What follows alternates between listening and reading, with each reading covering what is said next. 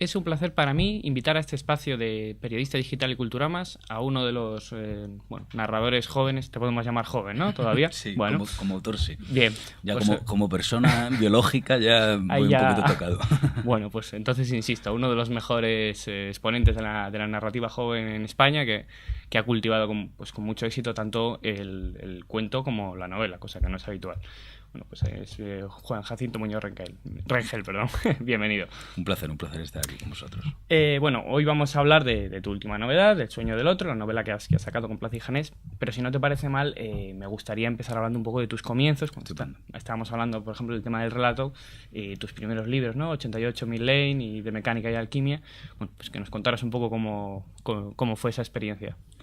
Bueno, realmente si nos remontamos un poco a los orígenes y a toda la trayectoria literaria, son muchos más libros de los que aparecen, ¿no? De los publicados, ¿no? Como yo creo que ocurre en muchos casos, al menos en el mío ha sido así. Son ya más de 20 años de escritura, en soledad y muchas veces oculta, y pues al principio pues vas escribiendo un poco de todo. Yo escribí y terminé la primera novela con 18 años, pero a la vez iba escribiendo cuento, y vas acumulando cuentos, y vas acumulando muchos, y empiezas a entrar en el mundo de los premios literarios de cuento, que es una especie de estímulo. Luego no sirve para nada porque está totalmente desconectado del mundo editorial, pero bueno, es un estímulo porque al fin y al cabo te lee alguien y alguien te avala de alguna forma, ¿no?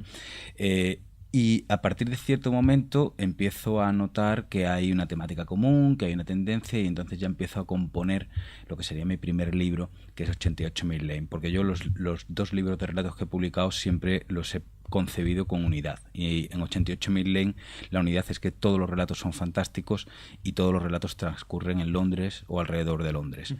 Y luego con De mecánica y alquimia, años más tarde, vuelvo a repetir la operación, ampliando un poco el horizonte de escenarios, y todos los relatos ocurren en distintas ciudades de Europa, pero mantengo las temáticas fantásticas, y luego pues voy uniendo esos relatos, buscando esa unidad a través en ese caso, de artefactos, de robots, de inteligencia artificial, de astrolabios, etcétera, etcétera, que eran todos los objetos que me interesaban un poco para mis temas.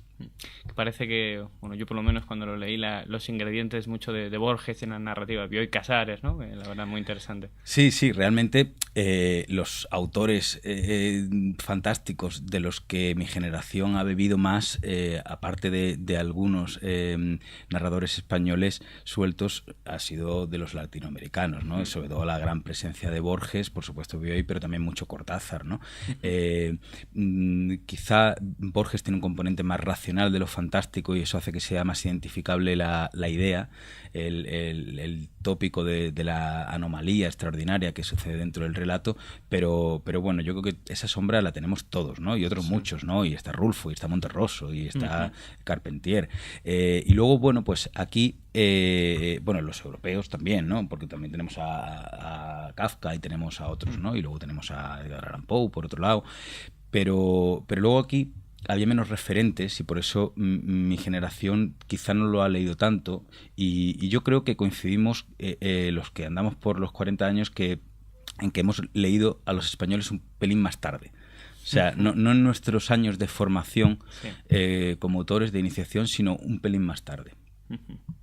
Bueno, y después de estos libros de cuentos, das el salto a la novela, algo que imagino y siempre es complicado, porque bueno, a pesar de que ambos géneros son de narrativa, digamos que no comparten del todo presupuestos y objetivos.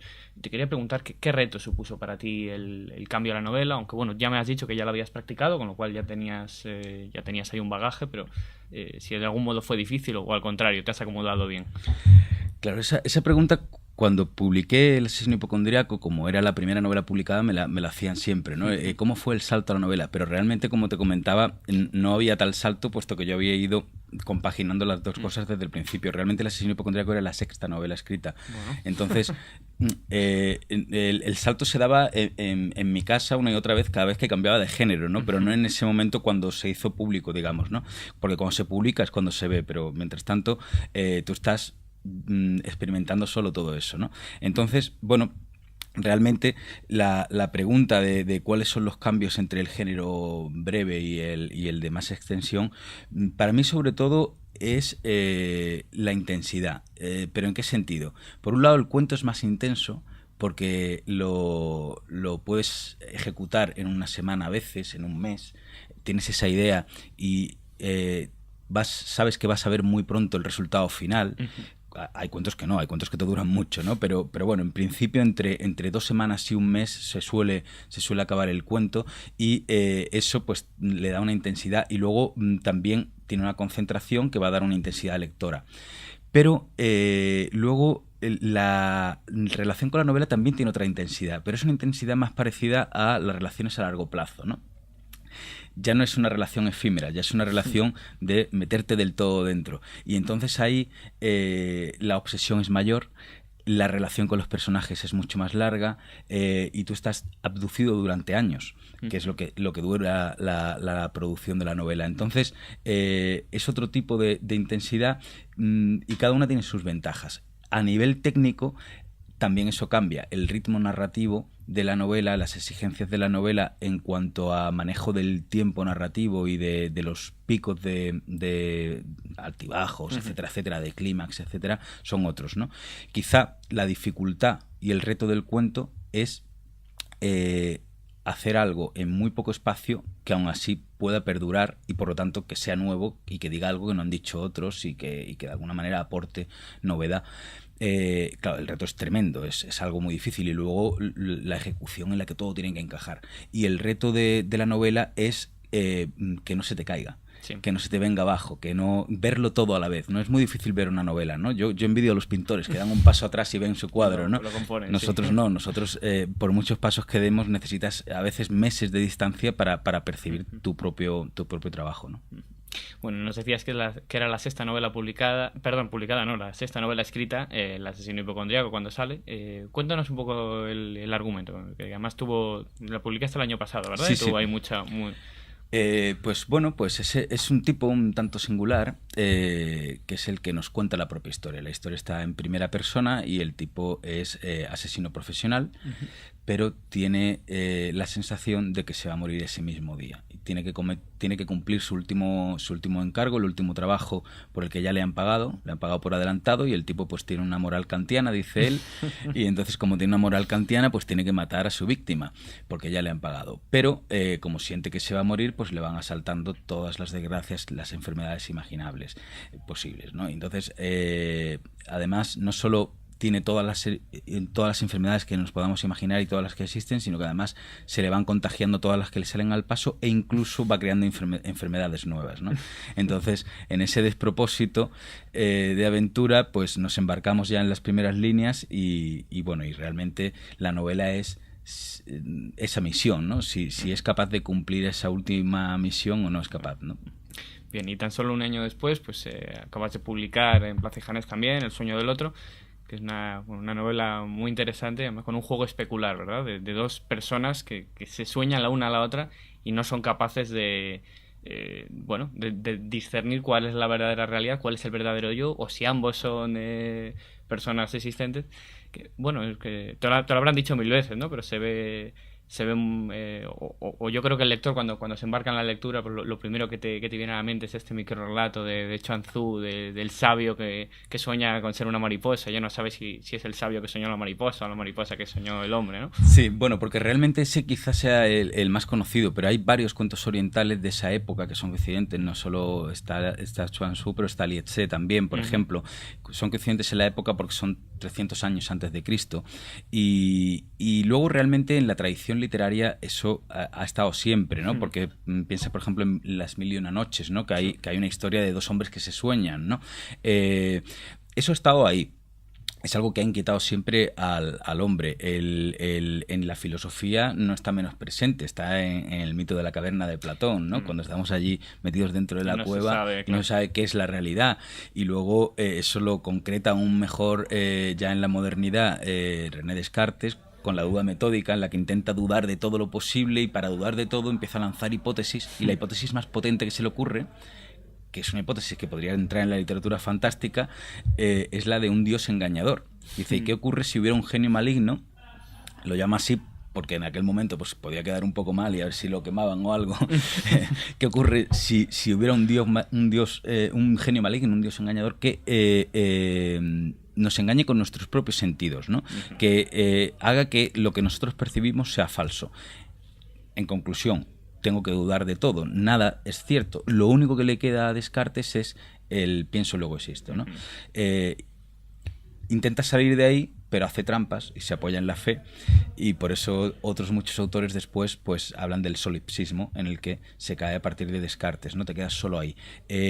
Está dudando de toda la realidad. Eso en filosofía se hace de Platón, se hace con Descartes, se hace con Kant, en literatura se hacía ya en el antiguo Oriente, pero luego lo recupera Borges, lo recupera Cortázar. Antes de ellos está Lewis Carroll con Alicia, ¿no? Que donde hay en los 2 libros de Alicia hay un montón de juegos especulares también y de soñados que sueñan, etcétera, etcétera, ¿no? Entonces, ¿yo qué hago? Yo lo que hago es recuperar ese tema que ya está ahí, como casi todo está ya ahí, ¿no? Porque claro, en la tradición está prácticamente todo, y encima si estamos con hipótesis fantásticas, más todavía, porque hay unos cuantos temas fantásticos que se van repitiendo, el del doble también, sí, que está también aquí, y también viene de Stevenson y viene de otros, ¿no? Yo recupero eso porque pienso que le puedo dar una nueva vuelta de tuerca. No es que me lo plantee así, sino que un buen día se me ocurre una idea y veo que es ligeramente distinta. Y es la que tú planteabas, ¿no? La de 2 hombres que se sueñan, pero con unas normas un pelín distintas que me hacen ir más lejos. Yo lo que planteé es que las normas fueran que se sueñan mutuamente, pero se sueñan cada noche con absoluta exactitud y sin ningún tipo de deformación onírica, y manteniendo todos los recuerdos de lo que han soñado, e incluso los recuerdos de la vida del otro, y sueñan desde dentro de la cabeza del otro, a través de los ojos del otro, ¿no? Entonces, claro, eso da un juego distinto, y además casi todos los ejemplos que estábamos diciendo eran cuentos cortos, ¿no? Sin embargo, esto es novela, y aunque parezca una tontería, en realidad es importante, porque yo lo que pretendía era mantenerle un pulso de tratamiento muy realista a una hipótesis que podía haber resuelto en 10 páginas realmente. Claro. Sí, como decía, se apoya mucho en la tradición, pero también es verdad, aparte de por esa diferencia que tú marcabas, yo creo que plantea, o que también tiene mucha actualidad por el modo que lo ha relacionado con la posmodernidad y con esta idea de si las noticias se descubren, la verdad se descubre o se inventa, ¿no? Hasta qué punto la verdad es construida, que lo vemos en el personaje de Bodo, que precisamente trabaja trabaja de presentador en una cadena de televisión, ¿no? Entonces yo creo que está muy interesante el papel ahí de la posmodernidad, de los medios, de la crisis también, hasta qué punto la crisis no es también un poco una invención, ¿no?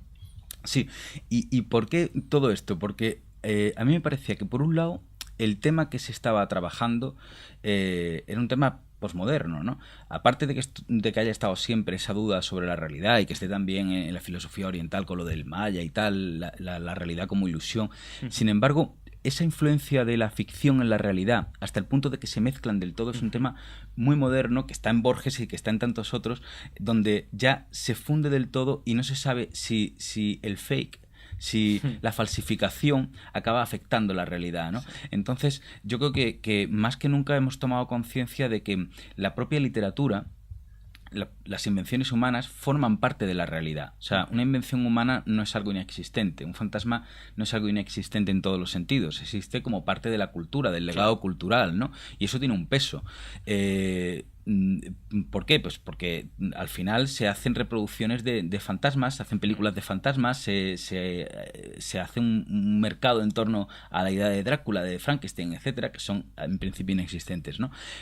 Digo esto porque es como más concreto, pero cualquier invención humana pues acaba cobrando forma pues en una medicina, en un aparato tecnológico, etcétera, etcétera. O sea que todo eso está ahí. Y la ficción y lo falso y lo verdadero se acaba mezclando del todo en el siglo XX, ¿no? Y entonces me parecía que eso había que trabajarlo desde la actualidad, con las nuevas tecnologías, claro, con el retoque fotográfico, con los falsos perfiles de las redes sociales, y con todas las posibilidades que hay hoy de transformar eso. Y por eso acabo entrando en un personaje que es director de informativos y que me da pie a trabajar todo eso. Y de fondo, la crisis, porque toda esta crisis actual también me daba la atmósfera que buscaba para la Claro. novela, que es una atmósfera opresiva, que es una atmósfera inquietante, y como por desgracia nuestra realidad es opresiva y es inquietante, pues bueno, no tenía más que cogerla. Sino estos temas que dice que están mucho en Baudrillard y sí que se respira, ¿no? La idea de Baudrillard aquí de hasta qué punto como dice, la simulación no acaba devorando la copia, ¿no? Y convirtiéndose en más Claro. real que la propia realidad. Otro tema interesante, bueno, obviamente todo es una búsqueda de su propia identidad por parte de los personajes. Y bueno, hay mucho debate en el tema de la identidad, precisamente en torno a si una persona que ha perdido la memoria o que posee la memoria de otra persona es diferente o no. Y parece que aquí sí que aproximas un poco tu propia respuesta, ¿no? Porque tenemos el caso de que ambos poseen todos los recuerdos del otro y sin embargo lo viven de una manera diferente y tienen una interpretación diferente, ¿no? Es que a mí eso es lo que me parecía apasionante. O sea, si uno se embarca en una novela que sabe que, por un lado, va a tener muchas dificultades técnicas, que la va a arrastrar como la he arrastrado 3 años, que vas a estar ahí luchando con ella y tal, es porque luego sí sacas cosas que te interesan. Claro. Porque la parte de mantener ese pulso y tal, a veces es agotadora, ¿no? Y dices, bueno, esto lo quiero tirar ya por la ventana, ¿no? Pero luego, en realidad, lo que me apasionaba era llegar a esos puntos en los que pudiera reflexionar sobre eso. ¿Qué es el yo? ¿Qué es la identidad?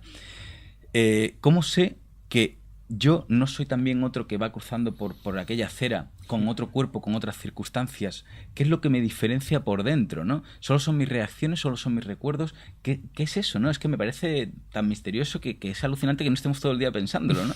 El caso es que con esta hipótesis fantástica lo que consigo es arañar un poco la realidad y ver qué pasaría si cambiamos, en principio, las leyes naturales, ¿no? Entonces, al final, un poco la tesis que hay ahí es que incluso cuando Xavier Arteaga, uno de los dos personajes, está absolutamente influido por el otro, empieza a fumar, empieza a hacer un montón de cosas que hace el otro, porque claro, empieza a adoptar sus costumbres, sus hábitos, ¿no? A pesar de todo, se parece más al otro, pero sigue siendo él, ¿no? Con todos los recuerdos que tú apuntabas, Sí. y con esas nuevas manías, pero sigue siendo él. Hay algo intransferible, ¿no? Y un poco es lo que apunta la psicología cognitiva y la psicología actual, ¿no? Y es que hay un porcentaje de entorno importante en nuestras personalidades, de cómo nos educamos, dónde, etcétera, etcétera, de la gente que conocemos, de las experiencias que tenemos, pero también hay una parte genética, ¿no? Claro. Y ahí está un poco el equilibrio que conforma a cada uno de nosotros y por lo tanto la identidad. Pero es que la identidad no es exactamente el yo es algo más que muchas veces mis personajes se despiertan o se acuestan porque no se sabe nunca si acaban de cerrar los ojos o acaban de abrirlos y se preguntan eso, ¿no? ¿Qué soy yo? ¿Y qué hago aquí en esta habitación? ¿No? Porque realmente a veces es terrible, ¿no? Cuando uno se despierta en mitad de la noche y dice, ¿y yo qué hago aquí? ¿Y para qué? Sí, bueno, y bueno, también quería apuntar que todo esto que estamos comentando suena, bueno, a alta filosofía, muy inaccesible, pero que una de las grandes virtudes de tu novela, o así lo veo yo, es que tiene un tratamiento muy, muy sencillo, no simple, porque ya digo, todas estas complejidades están contenidas, pero que sí sabes hacerlo muy sencillo para el lector. Yo creo que es un trabajo en ese sentido muy valioso, porque normalmente cuando un escritor llega a estas complejidades, pues muchas veces se hace una obra un poco inaccesible para todo el público. Y creo que la tuya se abre mucho. Sí, cuando yo te decía que hay momentos en los que no sabes si tirar la novela por la ventana o tirarte tú también por el balcón, que es la otra posibilidad que a veces sopesas, era por eso un poco, porque ese esfuerzo es real, es un esfuerzo que estaba detrás y que cuesta, ¿no? Que cuesta muchas horas de correcciones y de adaptaciones para que esa filosofía de fondo no pese. Porque yo era consciente de que estaba manejando temas que a mí me apasionan, pero que no todo el mundo va a aceptar en una obra de ficción, ¿no? Y yo quería huir de una novela teórica. Claro, sí. Porque para eso pues escribe un ensayo, ¿no? Y me molesta incluso la gente que confunde esas dos cosas, ¿no? Por supuesto que hay temas interesantísimos. Mi formación es en filosofía pura, pero para eso hay otros géneros, ¿no? ¿Se puede hacer algo de ficción más teórico? Sí, pero es que yo no quería renunciar a determinados lectores que quieren entretenerse. Y a mí me parece que la literatura hay que entenderla, yo siempre la he entendido como entretenimiento también y como evasión, claro. y no me duele decirlo, ¿no? Es que me parece que hay que hacer disfrutar, porque yo literatura que busco es también esa, como lector, ¿no? La que me hace disfrutar y no solo pensar, ¿no? Entonces yo intentaba buscar ese equilibrio, ¿no? Que es un equilibrio difícil y con el que al final he aprendido a luchar un poco, pues bueno, haciendo que la trama conduzca a los personajes, que no dejen de suceder cosas, que haya un primer nivel siempre con un poco más de acción y luego también luchando contra el lenguaje. O sea, Claro, a las frases hay que torturarlas mucho para que no sean tan retorcidas como surgen primero, ¿no? Porque la primera forma de las frases siempre es difícil, ¿no? Pero hay que apalearla hasta que la dejas mansa y ya al final, bueno, pues si tienes el lenguaje más accesible y si has corregido todo lo que podías corregir y luego tienes los personajes allí siempre latiendo, bueno, pues la filosofía queda solo de fondo, ¿no? Y casi a veces en forma de imágenes, que era otra cosa que yo buscaba, ¿no? Que haya una revelación un poco filosófica, pero a partir de algo que está sucediendo, no porque se explique, ¿no? Sí. Bueno, Juan Jacinto, pues te deseamos mucha suerte con el libro. No la necesitas porque es muy bueno y seguro que va a encontrar su público. Y bueno, muchísimas gracias por habernos acompañado. Gracias aquí. a vosotros por llamarme.